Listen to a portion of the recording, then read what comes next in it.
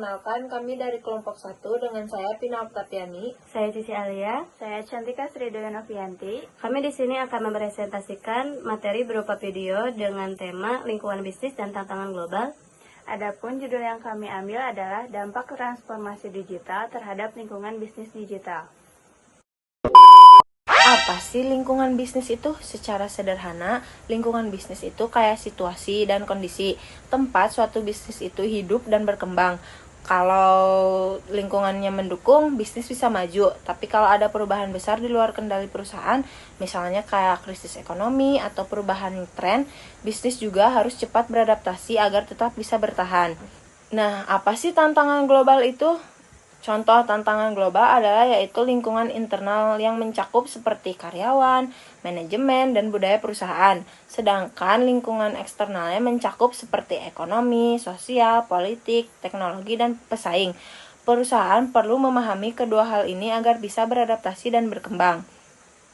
Serta tantangan global itu muncul karena dunia sekarang saling terhubung. Perusahaan di satu negara bisa berpengaruh ke negara lain, misalnya dalam ekonomi, teknologi, atau lingkungan. Jadi, organisasi dan bisnis harus bisa beradaptasi agar tetap bertahan dan bersaing di era global ini.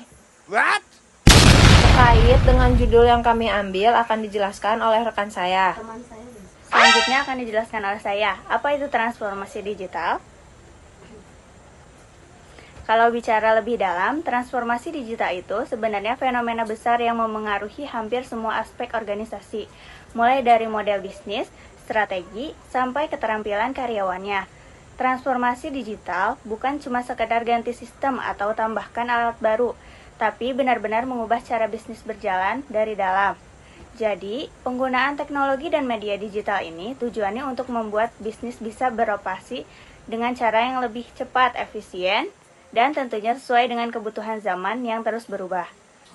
Tapi meskipun terdengar menjanjikan, transformasi digital juga punya tantangan besar loh. Apa aja sih tantangan transformasi digital itu? Banyak perusahaan yang masih kesulitan karena kurang siap secara teknologi atau belum punya strategi digital yang jelas. Selain itu, ada juga masalah dari sisi sumber daya manusia. Nggak semua orang siap menerima perubahan atau punya kemampuan digital yang memadai. Makanya, transformasi digital butuh perencanaan yang matang dan dukungan dari semua pihak agar bisa berjalan dengan sukses. Teman-teman, di era sekarang ini, transformasi digital membuka banyak sekali peluang baru untuk dunia bisnis. Apa saja sih? Dengan adanya teknologi digital, perusahaan bisa lebih mudah berinovasi, bekerja dengan lebih efisien, dan berkolaborasi lintas sektor tanpa batas ruang dan waktu. Nah, selain itu, teknologi juga memungkinkan perusahaan menjangkau pasar yang jauh lebih luas. Kalau dulu, bisnis kita terbatas di satu wilayah saja, sedangkan dengan digitalisasi kita bisa menjangkau pelanggan dari berbagai daerah, bahkan sampai ke luar negeri. Yang gak kalah penting, teknologi juga membantu perusahaan meningkatkan pengalaman pelanggan, misalnya lewat pelayanan yang lebih cepat, sistem yang lebih praktis, dan produk yang lebih sesuai dengan kebutuhan mereka. Jadi, bisa dibilang transformasi digital itu bukan cuma tantangan, tapi juga membuka banyak peluang besar untuk berkembang. Selanjutnya ada dampak dan peran transformasi digital yang akan disampaikan oleh rekan saya. Selanjutnya kita bahas dampak dari transformasi digital. Jadi, adanya transformasi digital ini mendorong perusahaan punya kemampuan analisis bisnis yang lebih baik. Biasanya dilakukan lewat penerapan pastel dan sama SWOT, supaya bisa ngerti faktor internal dan eksternal yang mempengaruhi bisnis. Selain itu, transformasi digital juga bantu perusahaan memperluas promosi secara online dan cepat beradaptasi sama teknologi. Jadi daya saingnya makin tinggi. Gak cuman itu, pengalaman pelanggan juga jadi lebih baik karena prosesnya makin cepat dan efisien.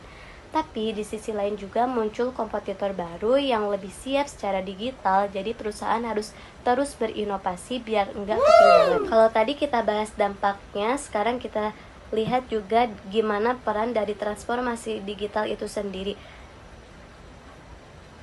Peran transformasi digital, dalam hal ini startup punya peran penting banget. Mereka jadi penggerak utama inovasi dan akselerator dari transformasi digital. Startup juga mendorong perusahaan besar buat ikut berubah dan menyesuaikan diri. Biasanya lewat kolaborasi dari inovasi terbuka supaya bisa berkembang bareng dan saling menguntungkan. Jadi dari pembahasan kita tadi bisa disimpulkan bahwa transformasi digital sekarang melibatkan semua jenis perusahaan ya. Gak cuma di perusahaan besar aja, tapi juga dunia startup yang terus tumbuh dan justru jadi pendorong utama perubahan di era digital. Bener banget, karena dari situ perusahaan besar pun akhirnya ikut terdorong untuk beradaptasi, bahkan merangkul peluang revolusi teknologi.